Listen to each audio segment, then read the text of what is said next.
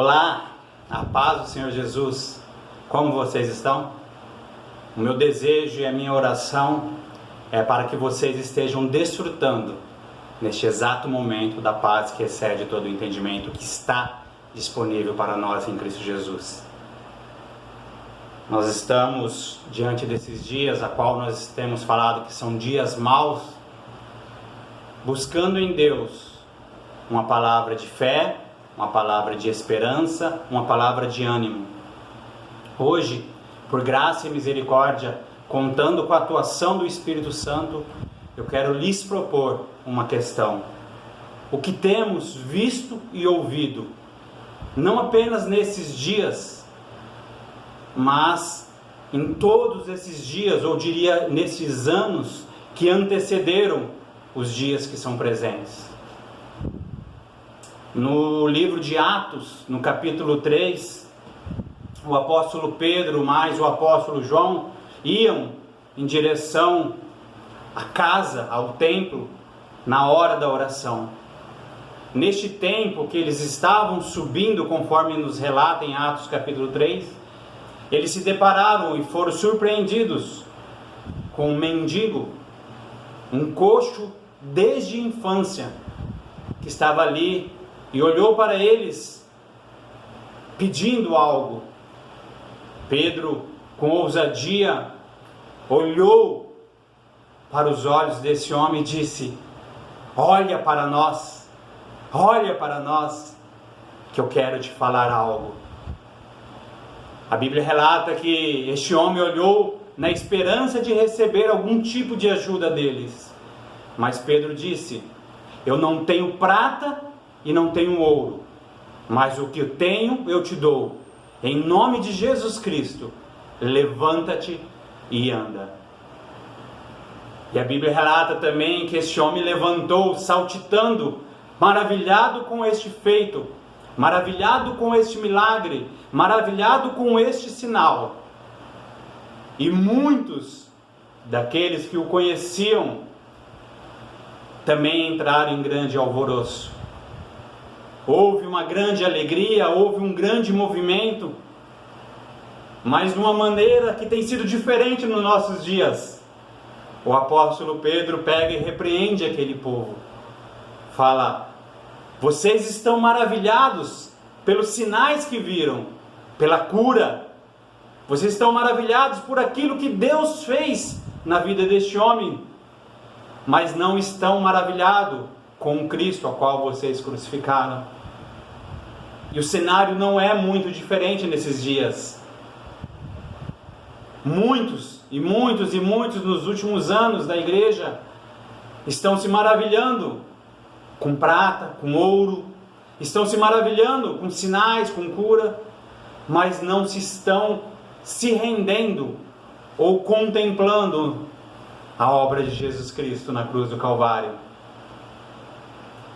E neste momento a qual Pedro repreende aquele povo, ele começa a ensinar e a pregar: arrependei-vos e crede no Evangelho.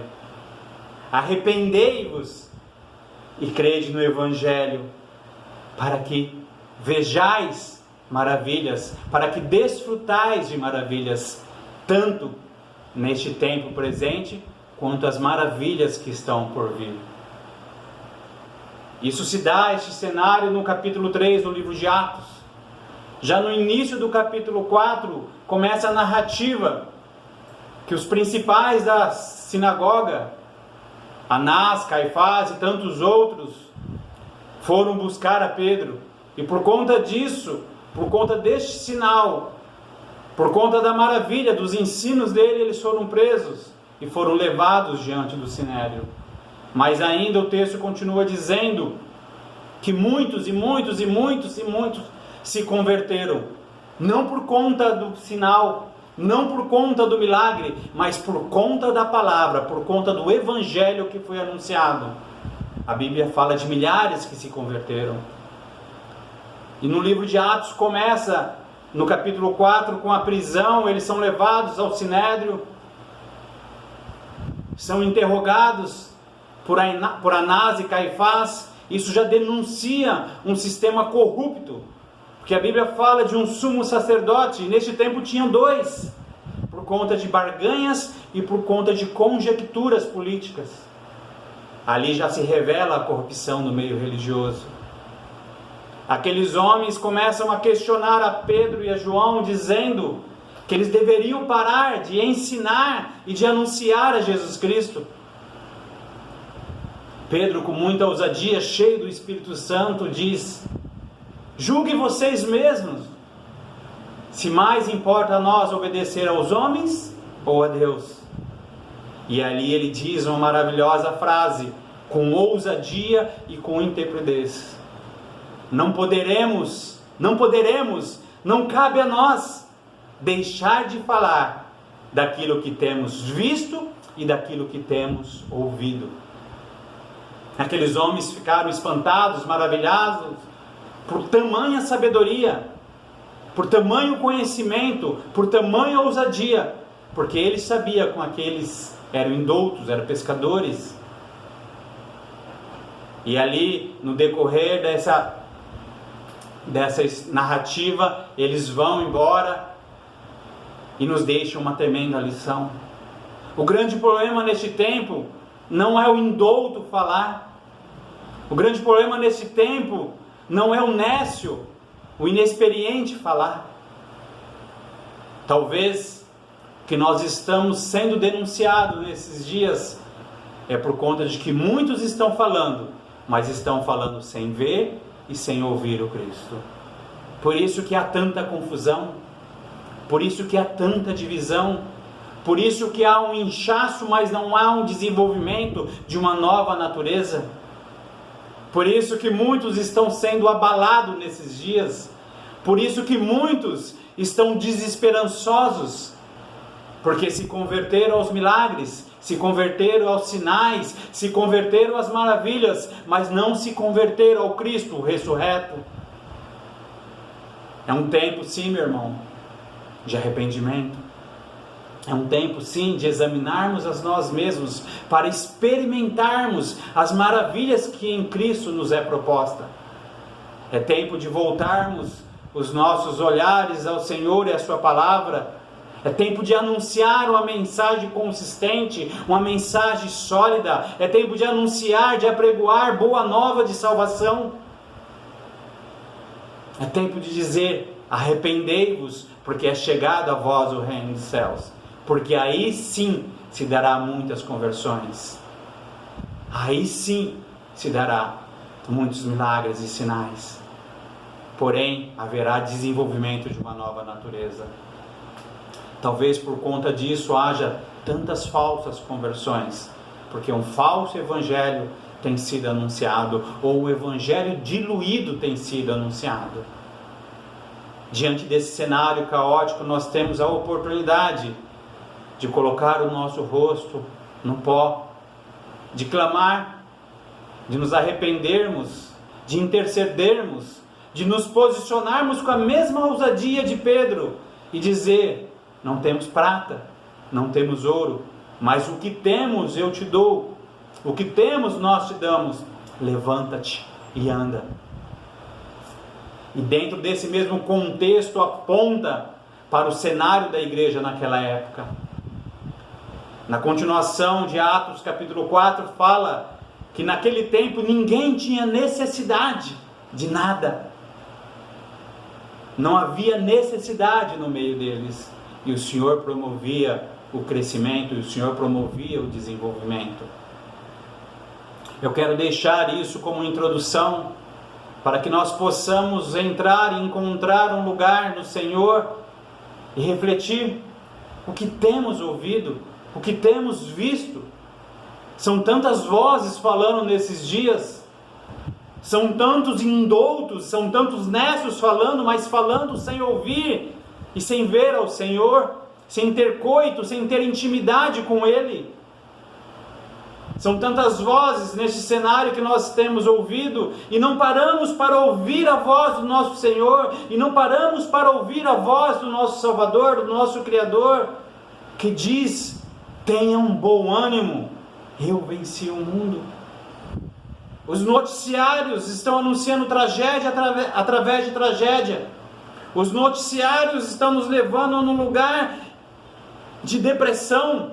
Está conduzindo a muitos a qual não tem a estrutura, a firmeza da palavra em si, a desanimar, a cair, a tropeçar. Por isso, para este tempo, para este dia, e que seja até os dias da volta do Senhor, eu te digo: volte os seus olhos para a Escritura, volte os seus olhos para o Senhor, volte os seus olhos para aquele que te diz que há um lugar de esperança mesmo em meio ao caos, que há um tempo de paz mesmo em meio às tribulações. Volte os seus olhos, pare de ouvir aqueles que não estão ouvindo ao Senhor, pare de ver tudo aquilo que não te edifica, tudo aquilo que não te traz ânimo, que não te traz paz. Entre no lugar entre você e Deus, onde você possa desfrutar de quem Ele é, não apenas daquilo que Ele pode fazer. Porque nós, e todos aqueles que compreendem ao Senhor e que têm essa palavra viva dentro de si, estão anunciando boa nova de salvação, estão anunciando que há esperança para esses dias, porque o Senhor venceu o mundo. Estão anunciando para que você não venha desfalecer. Para aqueles que estão com seus joelhos desconjuntados, para aqueles que estão caídos, para aqueles que estão prostrados, nós dizemos: levanta-te, anda, tenha bom ânimo. O Senhor venceu. O Senhor venceu. Abra comigo a sua Bíblia no Evangelho de Lucas, no capítulo 18. Eu quero passear com você pelo Evangelho todo, mas eu não vou discorrer por toda a extensão dele, porque seria um tempo muito longo de leitura. Mas a minha instrução para você é que você leia tanto Atos capítulo 3, tanto Atos capítulo 4 e Lucas capítulo 18 inteiro. O início, a primeira proposta do próprio Senhor Jesus é a parábola do juiz iníquo. E no versículo 1 diz assim: e contou-lhes também uma parábola sobre o dever de orar sempre e nunca desfalecer. Se você perceber, eu te propus uma história de trás para frente. Primeiro eu contei e te mostrei os ensinos e a postura dos apóstolos. Agora eu volto ao Evangelho, onde o próprio Jesus está ensinando, onde o próprio Jesus está falando. E ele começa a propor uma parábola de um juiz iníquo e de uma viúva diante dele. E o cerne dessa mensagem é sobre o dever de orar sempre e nunca desfalecer. A Bíblia nos ensina que havia um juiz, e é classificado como juiz iníquo, e também diz que esse juiz não temia aos homens e nem ao Senhor. Mas aquela mulher ia todos os dias diante dele, importunando-o para que ele viesse e julgasse a causa dela. Isso se fez de tal maneira que aquele juiz falou: eu não temo a Deus, eu não temo aos homens, mas eu vou julgar a causa dessa mulher para que ela não venha mais a me importunar. E quando ele propõe essa parábola de uma forma surpreendente, parece que ele sai desse cenário e vai para o outro cenário e diz: mas porém, quando o Filho do Homem vier, ele encontrará fé na terra? Ele encontrará fé na terra? Este questionamento do Senhor não é a fé salvífica, não é a fé que nos é dada como um dom, conforme está escrito no livro de Efésios, no capítulo 2. É uma fé como fruto, o fruto do Espírito Santo que nos é proposto em Gálatas capítulo 5. Então a pergunta nós poderíamos dizer: e quando o Filho do Homem vier, mesmo diante desse caos, que é o cenário da sua volta, ele encontrará homens e mulheres que estão se desenvolvendo conforme a imagem e semelhança de Jesus? Ele encontrará homens e mulheres que estão desenvolvendo a sua nova natureza? Ele encontrará homens e mulheres que estão desenvolvendo fé e comunicando fé ao mundo caído, ao mundo perdido, ao mundo desesperançoso. Sim, meu irmão. E aí ele continua a propor mais alguns ensinos, mais algumas parábolas, e na sequência dessa parábola ele fala da parábola do fariseu e do publicano. Ele relata de um homem que se prostrou diante da praça dizendo: eu jejuo, eu sou dizimista. É um homem dizendo e se orgulhando das suas obras, diante dos seus feitos diante de Deus. Mas ele também diz sobre um homem, o publicano, que reconhecia a sua natureza caída, que reconhecia a sua necessidade de um Salvador, e sem nem mesmo olhar para o alto, ele dizia: tenha misericórdia de mim, que sou pecador. Tenha misericórdia de mim, que sou pecador. Este é o tempo, meu irmão. É o tempo de nós nos prostrarmos e falar: Senhor, tenha misericórdia de nós. Tenha misericórdia de nós. No decorrer deste texto, mesmo capítulo de Lucas 18, ele fala que as crianças iam até ele e os seus discípulos queriam impedir. E ele, de uma maneira maravilhosa, ele falou: não impeçais os pequeninos de vir até mim, porque deles é o reino dos céus. E aí ele também diz: se vós não tiveres o coração como desses pequeninos, jamais vocês entrarão no reino dos céus. O que ele está nos ensinando, meu irmão, minha irmã? Se ele não encontrar em nós, mediante a ação do Espírito Santo, a pureza de uma criança, é uma denúncia que nós não compreendemos a obra do Senhor e nosso Salvador Jesus Cristo. É uma denúncia que diz que ainda confiamos em circunstâncias, que ainda confiamos em coisas, que ainda confiamos na nossa prática religiosa. Você consegue imaginar uma pequena criança preocupada em pagar uma conta de luz? Você consegue imaginar uma criança preocupada se amanhã ela vai ter o que comer ou o que beber? Não. A criança que está inserida em um lar onde se tem um pai, ela sabe que o pai vai fornecer e vai providenciar todas essas coisas. Essa criança, quando vai com o pai na pizzaria, ela só pede o doce, ela só pede a pizza, ela só pede tudo aquilo que lhe agrada, sem se preocupar qual o preço, quanto custa, porque ela sabe que tudo isso pertence ao pai. E ele continua a nos propor mais uma parábola, e ele propõe a parábola do jovem rico, de um homem que se aproxima de Jesus e diz: bom mestre, o que eu preciso fazer para herdar o reino dos céus? Aí Jesus devolve a lei para ele, e ele fala: todas essas coisas eu pratico.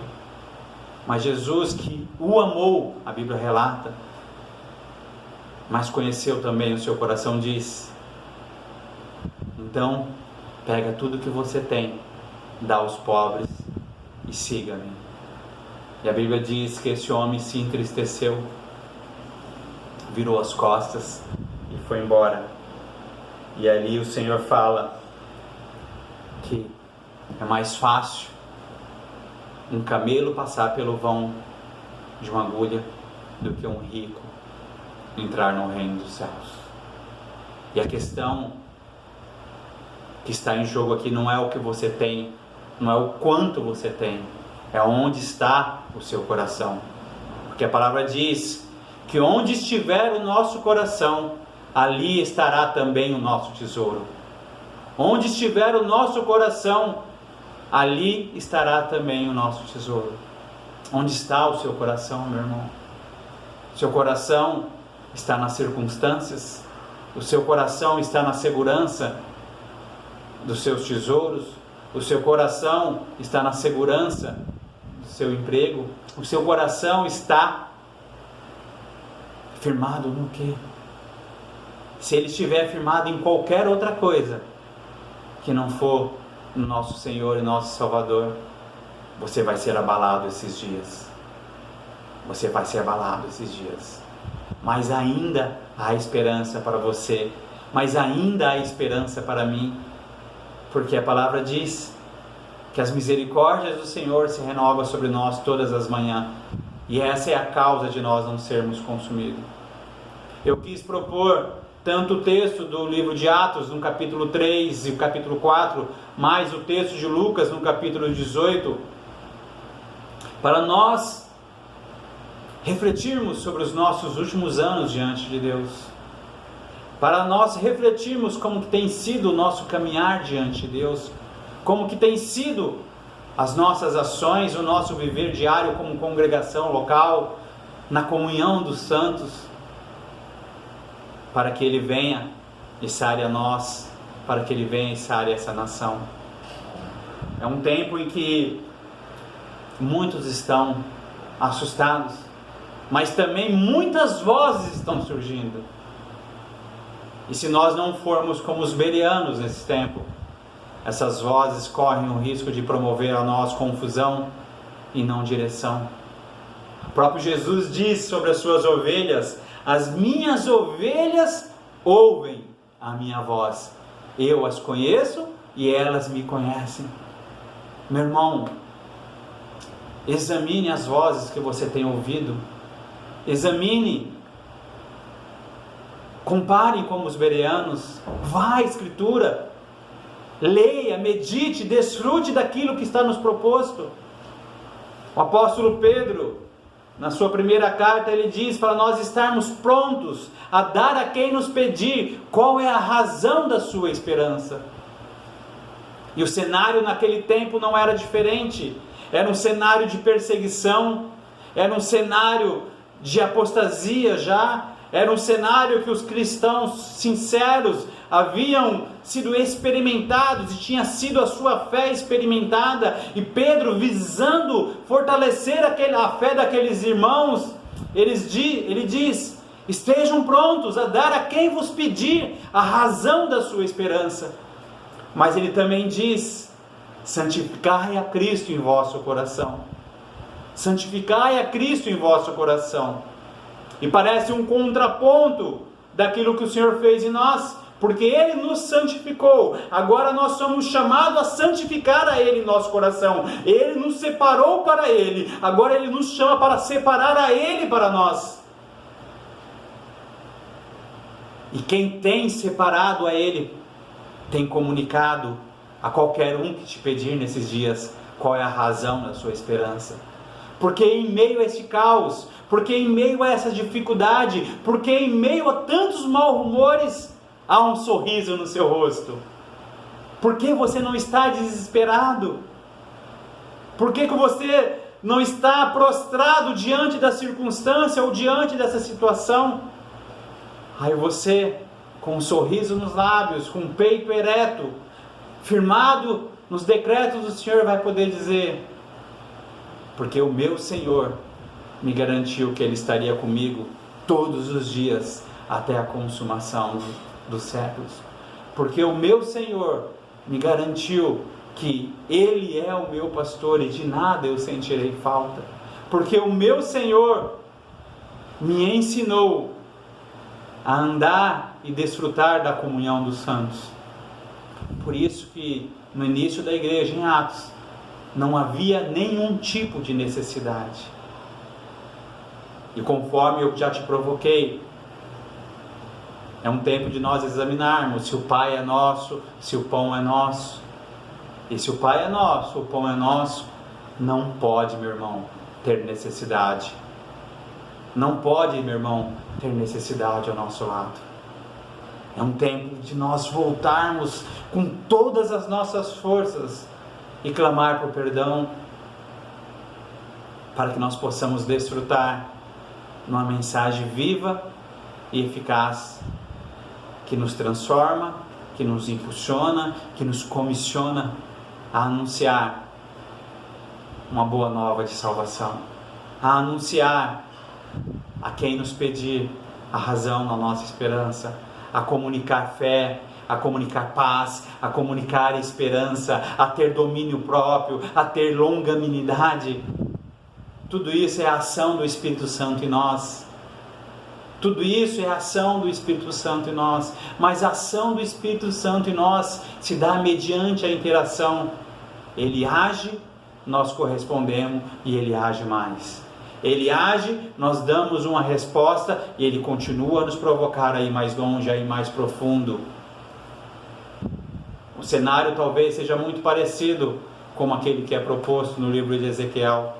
Talvez diante de nós esteja um vale de ossos secos. E o Senhor está nos perguntando: Filho do homem, poderá viver esses ossos? Faça como profeta: Senhor, Tu sabes. Devolve para o Senhor essa questão. Senhor, Tu sabes todas as coisas, para que você possa ouvir dele. Profetiza vida sobre a morte. Profetiza vida sobre esse vale de ossos secos, para que o Espírito Santo venha e promova a vida, para que o Espírito Santo venha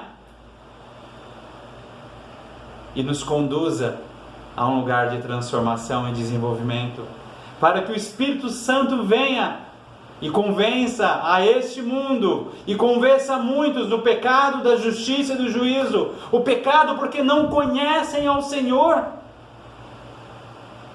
É um tempo propício, meu irmão, para nós nos colocarmos diante de uma nação e dizer: há esperança, há esperança, há esperança, o meu Redentor vivo está. Há esperança para você que perdeu tudo. Há esperança para você que está aprisionado no medo. Anuncie o Evangelho, anuncie a boa nova de salvação e diga que o perfeito amor lança fora todo medo, que o perfeito amor, que é Jesus Cristo, lança fora todo medo. Ah, meu irmão, a palavra está escrita que diz com todas as letras que Deus é amor. Comunique amor, mas o amor escriturário, um amor firmado em quem Deus é, não firmado em seus achismos. Se você prestar atenção, diante de Pedro, diante de João, tinha alguém mendigando, pedindo moedas, pedindo algum tipo de ajuda material. E antes de oferecer qualquer outra coisa, Pedro diz com ousadia e olhando nos olhos dele: ei, olha para mim. Ei, não é de prata, não é de ouro que você precisa. Não é de uma cura física apenas. Isso eu não tenho, mas o que eu tenho eu te dou. Em nome de Jesus Cristo, levanta-te e anda. Levanta-te e anda, meu irmão.